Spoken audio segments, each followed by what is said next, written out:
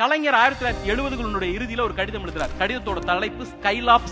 ஸ்கைலாப்னா என்னன்னு கூகுள் பண்ணா நமக்கு திணறுது. சாட் ஜிபிடி போய் can you explain what is Skylab அப்படின்னு நம்ம கேட்க வேண்டியது. ஆனா ஸ்கைலாப்னா என்னன்னா ஒரு ஸ்பேஸ் ஸ்டேஷன். நாசா அனுப்பிய ஒரு ஸ்பேஸ் ஸ்டேஷன். அந்த ஸ்பேஸ் ஸ்டேஷன் வெடித்து சிதற போகிறது அப்படின்னு ஒரு வதந்தி பரவுகிறது. அப்படி எல்லாம் ஒண்ணும் வெடிச்சு சிதறாது. ஏன்னா அதுல இந்த டெக்னாலஜி எல்லாம் பயன்படுத்திருக்காங்க. அது இவ்வளவு பாதுகாப்பானது என்று டீ கடையில டீ குடிச்சிட்டு இருக்கக்கூடிய தன்னுடைய தொண்டர்களுக்காக கடிதம் எழுதிய ஒரு மகத்தான தலைவர் இந்த நாட்டில் இருந்தார். எல்லாவற்றை குறித்தும் நம்ம கருத்து வச்சிருக்கோம். இன்னைக்கும் அது தொடருதான்னு கேட்டா இருக்கு. காஷ்மீர்ல ஒரு பிரச்சனைனாலும் தமிழ்நாட்டில இருந்தா கருத்து. யூஜிசில ஒரு பிரச்சனைனாலும் தமிழ்நாட்டில இருந்தா கருத்து சொல்றோம். யூசிசில ஒரு பிரச்சனைனாலும் அண்ணன் ராசா அவர்கள் தான் போய் எங்க கருத்து சொல்றாங்க இல்லையா? மணிப்பூர்ல கலவரம்னாலும் தமிழ்நாடு தான் அதிகம் கவலை கொள்கிறது. நம்மளுடைய கவுண்டர் பார்ட் அப்படி சொல்றதுக்கே வெக்கமா இருக்கு. அதற்கான தகுதியை அவங்க இழந்து விட்டாரு. காஷ்மீர்ல என்னமா பிரச்சனை அப்படின்னா காஷ்மீர் பீட்ஃபுல் காஷ்மீர் தாண்டி அவங்களுக்கு ஒன்றும் தெரியாது இல்லையா? மணிப்பூரா அது எங்க இருக்கு? பொள்ளாச்சி பக்கம் தூத்துக்குடி பக்கம் இருக்கா அப்படின்னு கேட்க முடியும். யூஜிசிக்கு யூசிசிக்கு வித்தியாசம்